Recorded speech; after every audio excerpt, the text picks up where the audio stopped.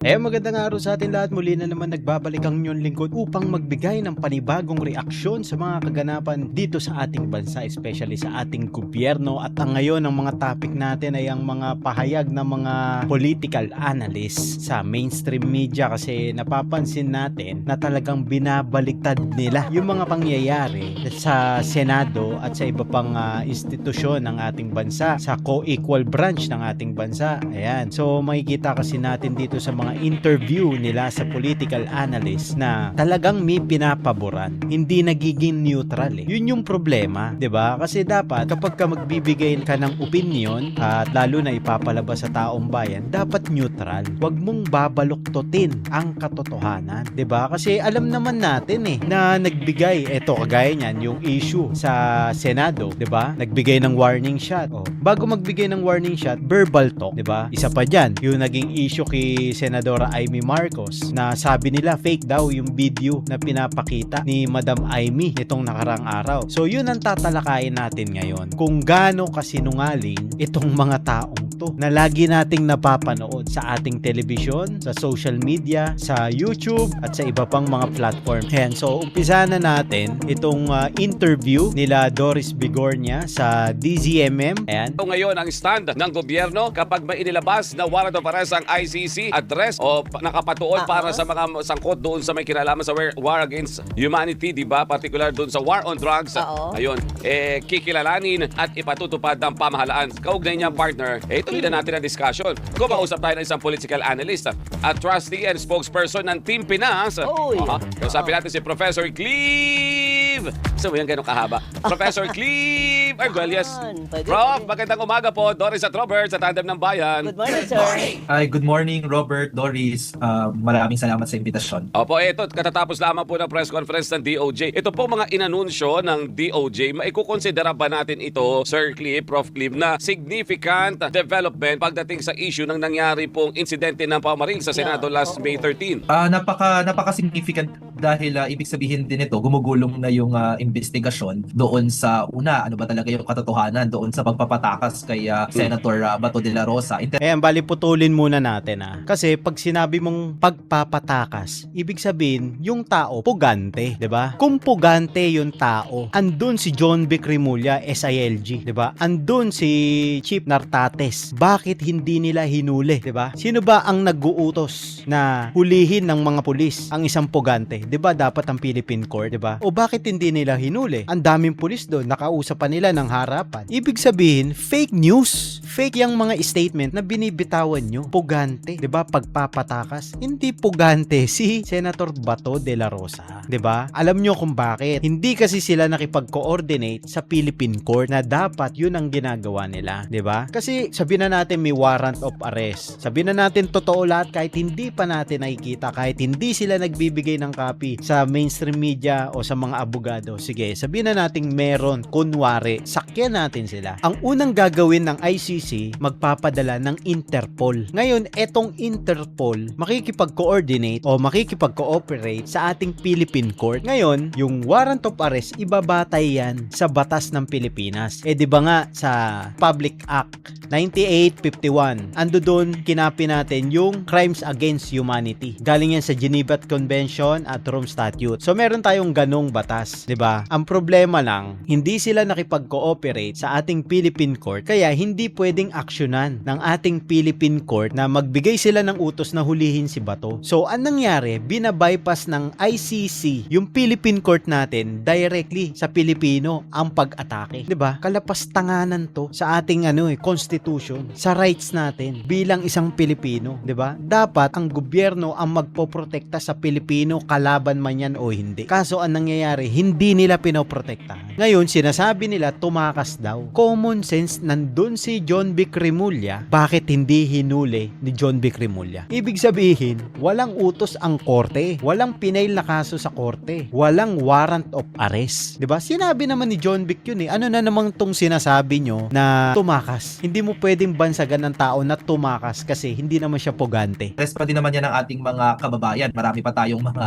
tanong dyan. At ikalawa, lubos na mabigyan din ng linaw kung yung naging barilan ba sa Senado talaga, sino ba talaga dapat yung managot dyan? Kasi Doon tayo sa rules of engagement at procedure sa operation kapag ka government. Ang government kapag mag-ooperate like AFP, kapag mag-ooperate yan, may assault silang mga terrorist group sa bundok. Base sa mga information sa mga kakilala natin sa AFP, may papasok na isang batalyon diyan. Ngayon iraradyo yon, i-coordinate yon para hindi magkaroon ng miss-encounter kasi buhay ng tao nakasalalay diyan. I-coordinate yon, etong area na to, may papasok na isang batalyon. So, wala nang papasok diyan na iba. Ito lang isang batalyon. Ngayon, yung ibang batalyon sa ibang brigade, standby sa paligid for support group, 'di ba? Kapag kailangan ng backup, sila papasok. Ko-coordinate ulit, papasok kami. Ganun. Ang ginawa ng NBI, pumasok sa GSIS without proper coordination, na alarma ang OSAA. Syempre, ang tungkulin ng OSAA is protektahan ang Senado, ang co-equal branch ng ehekutibo at judiciary, 'di ba? Part ng trabaho nila 'yon na protektahan ang Senado, 'di ba? Kasi kung iisipin mo, delikado yung ginawa ng NBI. Hindi sila nakipag-coordinate. Pinakita rin natin sa mga videos natin na ang pahayag ng mga agent na nasa ground habang binabarena nila yung pintuan ng Senado kung saan dadaan yung mga senador, ang sabi nila, baka akala nila dito tayo papasok. Ibig sabihin talaga, papasukin ng NBI ang Senado, 'di ba? Kukunin ng pwersahan si Bato, kikidnapin without due process sa Philippine government. So dapat talaga nakikipag-coordinate. Ang may malaking pagkakasala dyan, NBI, kasi hindi naman lumabas ng jurisdiction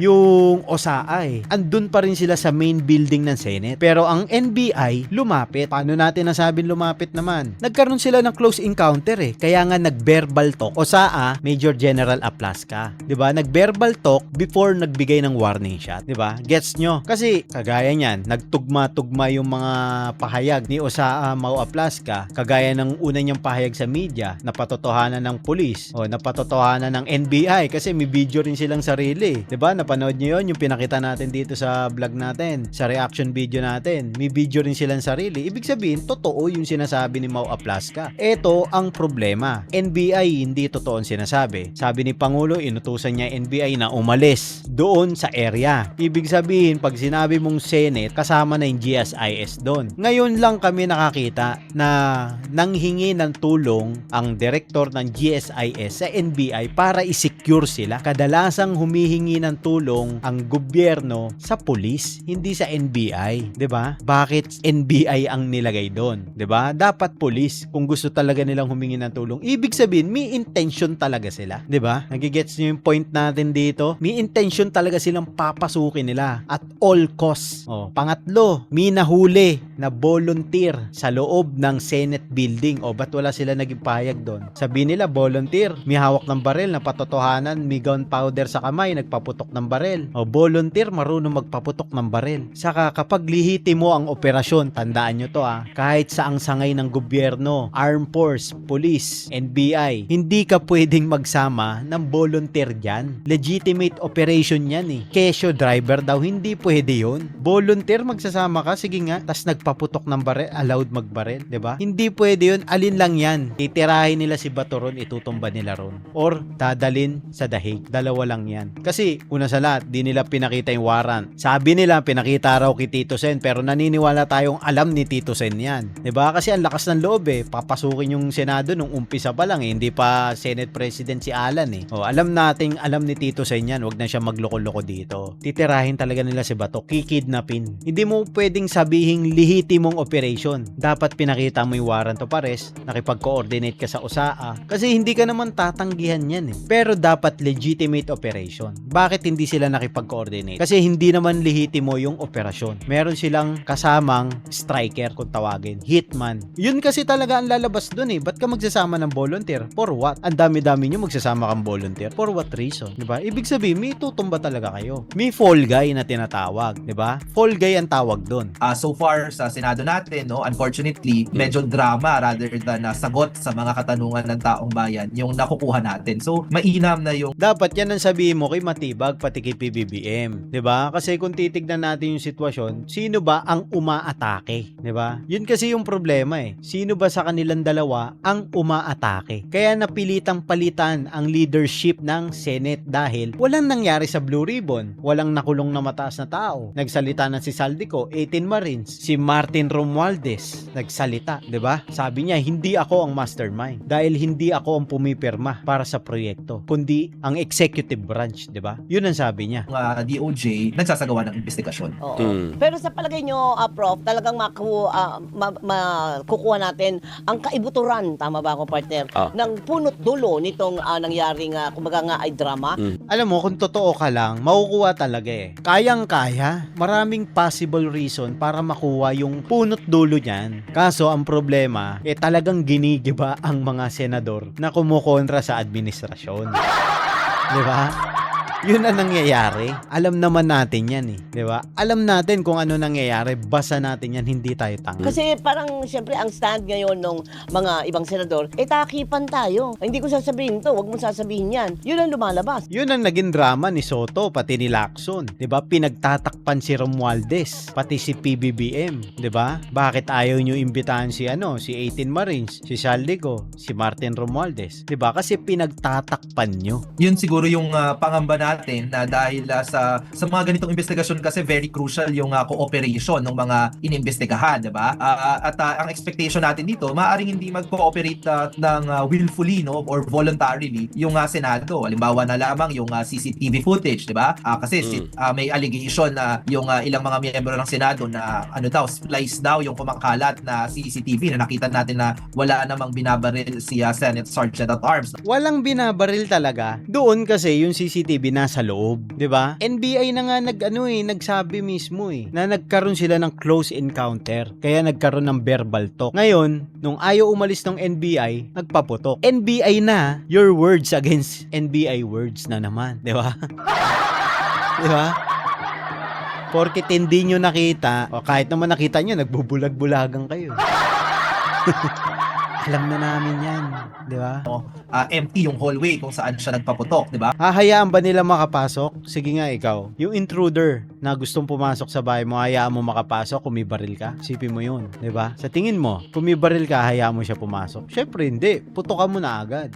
Yung mga ganyang klaseng dokumento, mga ebidensya, kung hindi sila magko-cooperate, mapapahirap yung trabaho ng DOJ. Pero siguro hindi naman bago sa DOJ na merong party doon sa investigation na hindi fully nakikipag-cooperate. So magagawan siguro yan ng paraan. Opo. Okay. Professor, pagdating Paano hindi makikipag-cooperate?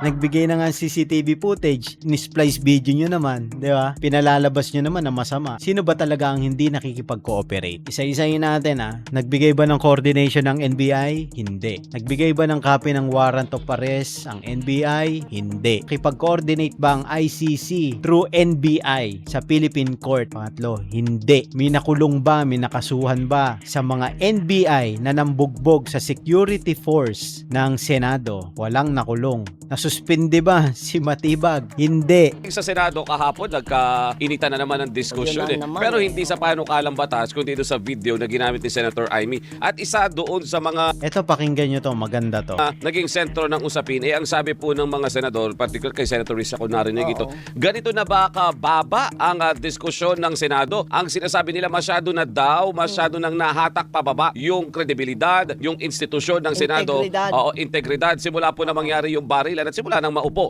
ang current leadership ng Senado. At ang sinasabi, kailangan natin ng fresh start, sabi ni Senator Alan. Doon pa lang sa sinabi ni Erwin na we have to bend the law to be able to please the people. Di ba?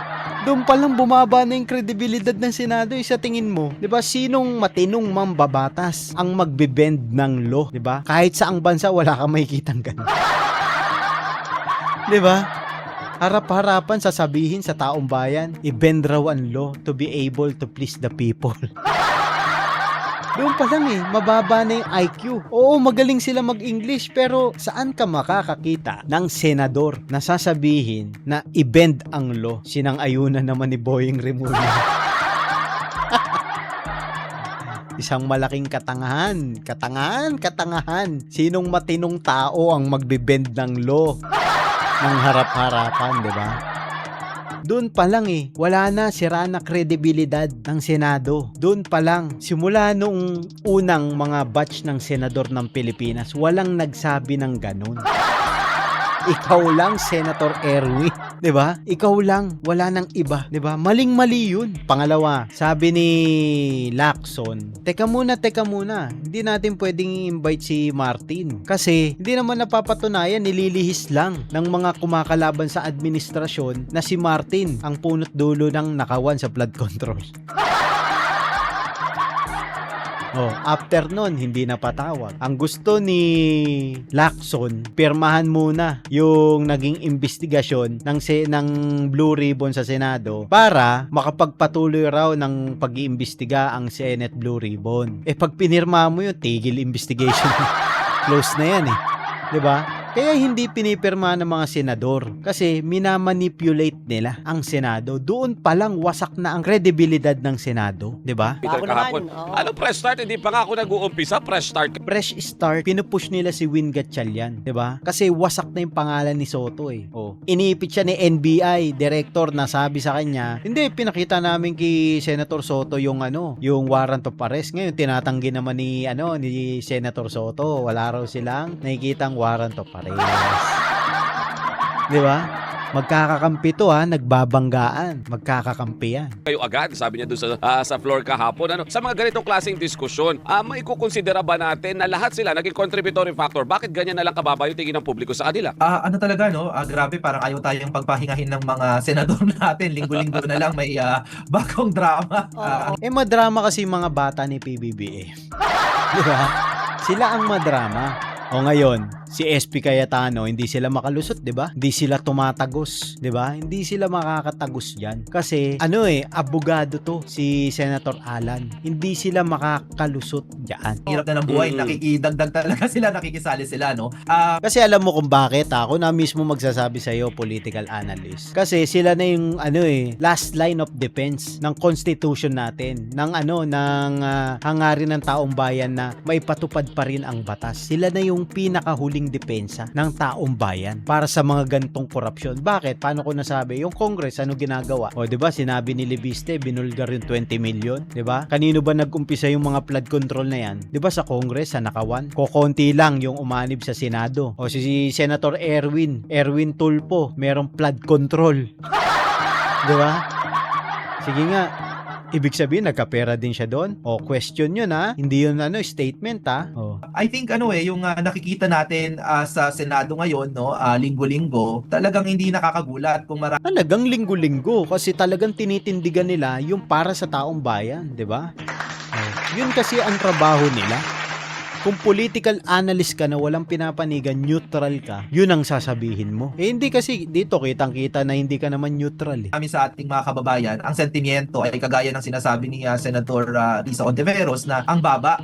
Tignan mo si Risa Ontiveros, 'di ba may issue yan ng 15 billion sa PhilHealth, 'di ba? Bago siya tumakbong senador, siya ang head ng PhilHealth Ano nangyari doon sa nakawan doon, 'di ba? Napaka-imposibleng hindi niya alam 'yon, 'di ba? Siya ang head ng PhilHealth. Nakulong ba? Pinagtakpan kasi. 'Di ba? Sasabihin mo matino si Risa Ontiveros? Ewan ko sa Mababa inyo. yung pagtingin sa Senado kasi mataas no? May, ang mga senador talagang kapitapitagan dati, di ba? Ngayon, Kasi pinasukan nyo ng Bendalo Bendalo, to be able to please the people. Kaya nga ginawa ang batas para maging sandigan ng taong bayan, para merong guide, may susundin, 'di ba? Although malaya tayo, hindi dapat sobrang laya, 'di ba? May mga rules and regulation pa rin. Pero hindi natatapakan yung karapatang pangtao. Yun yung purpose ng batas, tapos ibebend mo. 'Di ba? halimbawa, si Senator Amy Marcos, di ba?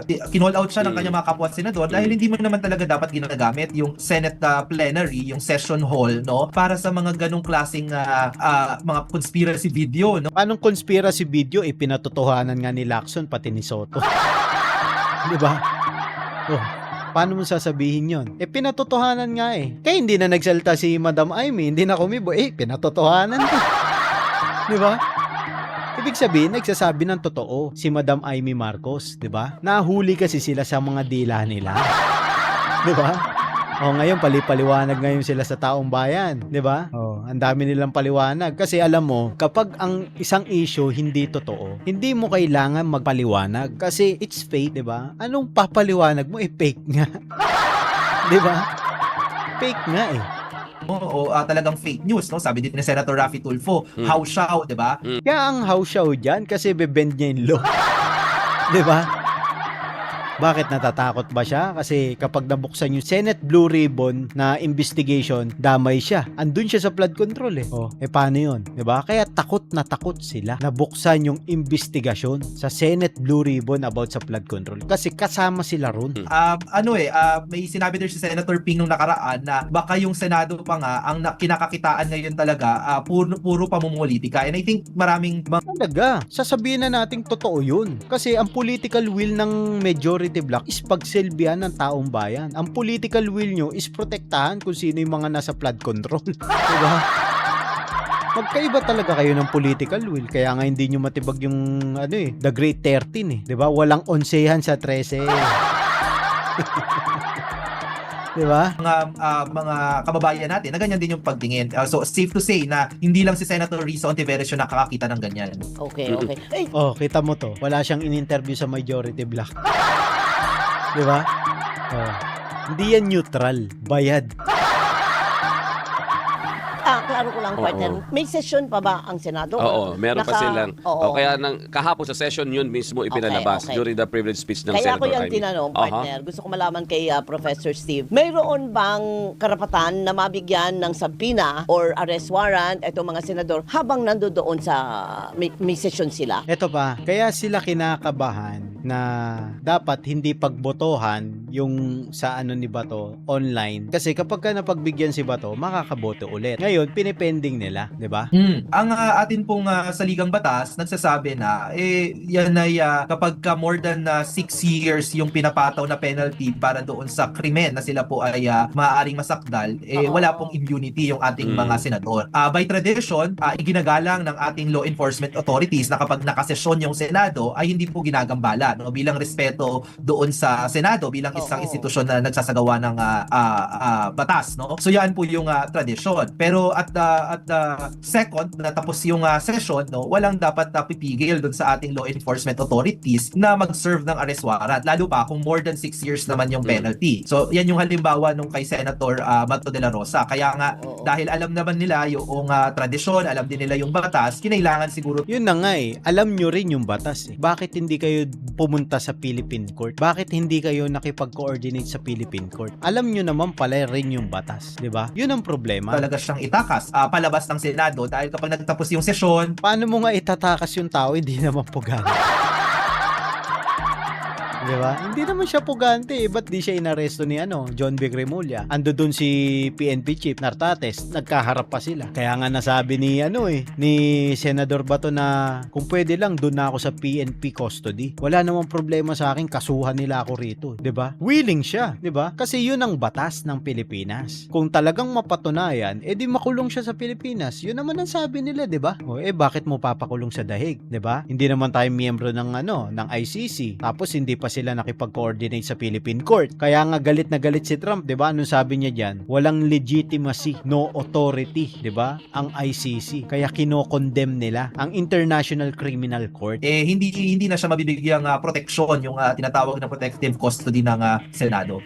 Professor, kahapon ang sabi ng Senate leadership ni Senator Alan Peter Cayetano, walang mga 11 sa 13. Walang onsehan? Oo, sa 13. 11 yung kabila, 13 yung kabila. Habang ganito ba ang numero, Professor, talagang napaka-unstable at masyado magiging political yung discussion, magiging personal yung discussion kasi nga, anytime in a blink of an eye, pwede magpalit ng leadership. Yun yung Paano magpapalit ng leadership? 13 sila, 11 lang yung kabila. 'Di ba?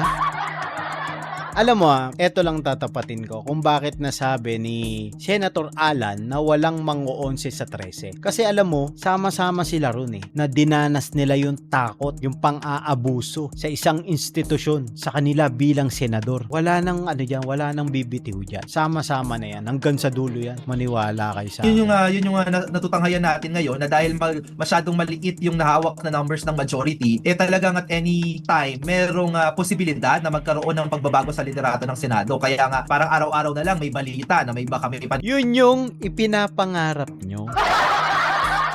Na may magbabago sa liderato. Kaso nga, wala. bagong Senate President, no? Oh. Pero yung reaction ko dun sa sinabi ni Senate President Alan Peter na wala daw mag-oonsehan doon sa 13. Pero ang lumalabas, di ba, medyo na 11 ata si Senator Loren Legarda na dapat siya daw yung napagkasunduan na maging Senate President. Andun ka ba sa usapan nila para sabihin mo na dapat siya yung magiging Senate President? Eh malay mo tumanggi siya, 'di ba? Malay mo tinanggihan niya, hindi ikaw na lang Alan para neutral. Malay mo ganun sinabi niya, 'di ba? Paano mo nasabi na inonsehan si Senador Legarda, 'di ba? Yan yung sinasabi nating fake news. So Oo. baka yan at the very beginning ng bagong Senate leadership, meron na atang onsehan na naganap eh. So highly likely din na may magkaroon ng tampuhan dyan very soon, no? O ilang linggo na, wala pa rin nagtatampuan. Asar talo pa rin yung Bulaga 11. Sa ganyang klaseng sitwasyon, Professor Partner, ano ang inaasahan ng taong bayan na, kumbaga, matutuldukan ba ito? Kasi for Ang inaasahan ng taong bayan, makulong si PBBM. 'Di ba? Makulong si Martin Romualdez. Oh. At lahat ng nasa Crocodile Farm. Eh kaya kinakabahan si Senator Erwin Tulfo sa inyo eh. Dahil kasama pala siya sa flood control. for all the reasons na gusto nila magkaganito, gusto nila magkaganyan, gusto nila parang wala nang wakas, o di ba? Hindi na natin malaman kailan matutuldukan ito. At sila ay talagang sasabak na sa totoong trabaho nila. Ito po yung pinapakita ng Senado natin sa ngayon, hindi yan yung inaasahan ng ating mga kababayan, di ba? Ang inaasahan ay magtatrabaho sila at magsasagawa ng kanilang trabaho bilang mga mambabatas. Pero hindi yan yung kinakakitaan natin, di ba? Ito kahapon, si Senator Amy nagkakalat ng peking balita sa Paano mo nga sasabihin peke? Eh pinatotohanan nga ni Lacson sa Canisoto. Ito, tanga mo, nakakainis ka. Di ba? Sinabi na nga ni Tito Soto at pati ni Lacson na ako yung sinasabi ni Lito Banayo. Oh. Sige nga, sino mas magaling sa inyo ni Lito Banayo na political analyst sa inyong dalawa? Sino? Oh, ako, doon ako tataya kay Lito Banayo. Real talk yun kasi kasama ni Ninoy Aquino yan eh. Si Ninoy ang dahilan kung bakit napasok sa politika. Yan si Lito Banayo. Yun ang katotohanan dyan. Oh, kaya talagang trusted yan. Pagdating sa information, talagang titindigan niya kahit sino pa yan nandiyan dyan sa harapan niya. Sasabihin niya kung sino yung nagsabi sa kanya. Eh kayo kasi puro fake news kayo, di ba? Kayo fake news, political analyst kuno. plenary. Hindi yan mabuting halimbawa. Tapos yung ibang mga senador naman, nakaraang linggo, kailangan kakamustahin. Yung isa naman, bawal tanungin, bawal masigawan. So parang puro personal na drama yung Paano ba naman, 'di ba? Session hall 'yun, sisigaw-sigaw ka, nananakot ka, 'di ba? Ang sinasabi naman ni Senator Pia dito, kung talagang in good faith kayo, dapat kinausap nyo man lang kami, tinulungan nyo man lang kami. Kahit sino naman 'di ba? Kailangan may concern ka pa rin. Dahil trabaho lang kayo diyan. Nilagay kayo ng taong bayan diyan para magtulong-tulong. Magsama-sama maiangat kabuhayan ng taong bayan. O tinitira nyo pala ng personal 'di ba? O tama ba 'yun? Trabaho lang 'yan, walang personalan. ipinapakita sa ating mga kababayan, very disappointing, no? And I think I just don't speak for myself here, no? Kahit nga mga business groups ngayon, at usually mga business groups, hindi naman yan gusto nakikisawsaw sa politika. But you have the Makati Business Club, the Management Association of the Philippines, naglabas ng mga public statements na kahit mismo sila, concerned na doon sa integridad at trabaho sa loob ng Senado. Natural.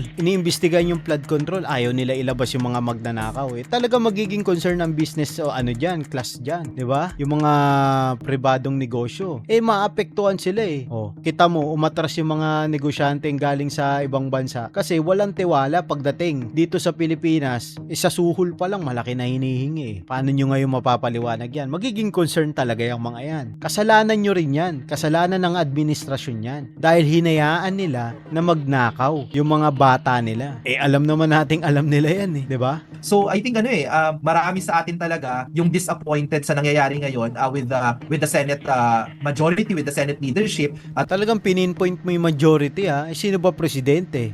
Sila ba nagpapatakbo ng bansa, 'di ba? Sila ba kumakausap? Ang Senado ba ang kumakausap sa mga businessman, 'di ba? Ang nag-i-endorse ng mga business dito ay ang ehekutibo. Sila ang nakikipag-usap diyan. True president din, 'di ba? Ikaw naman parang hindi ka naman marunong eh. kagaya nga ng nabanggit ni Senate President Alan Peter, baka talagang kailangan ng fresh start, no? Baka kailangan para magbago naman yung pagtingin ng ating mga kababayan doon po sa Senado. Alright. Opo. Last na lang, sir. How crucial na dapat kung plano nilang mang 11? Ayan. Itong 11 na to na plano nilang palitan yung leadership kasi partner magsisinid the adjournment na. Sa SONA na ulit sila magbabalik. okay. So dapat this week or next week magawa nila yun, Sir Prof. Tama?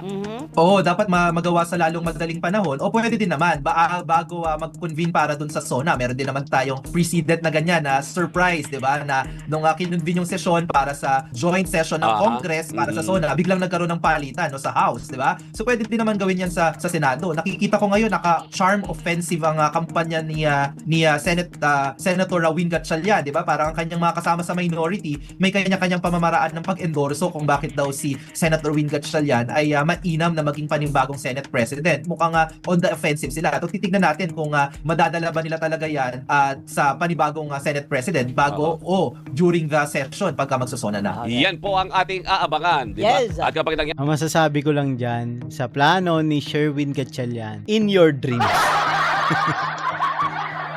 Maraming salamat nga pala sa lahat ng tumutok sa ating panibagong reaction ngayong araw. Ayan, maraming salamat pa rin sa patuloy niyong pagsuporta at huwag niyo po kalimutan mag-subscribe, like and share, and please click the notification bell button para palagi kayong updated sa lahat ng ating reaction. And so, huwag niyo pong huwag niyo pong kakalimutan na suportahan ang ating majority block. Ayan. So, magkita-kita po tayo sunod. Hanggang dito na lang. Bye-bye.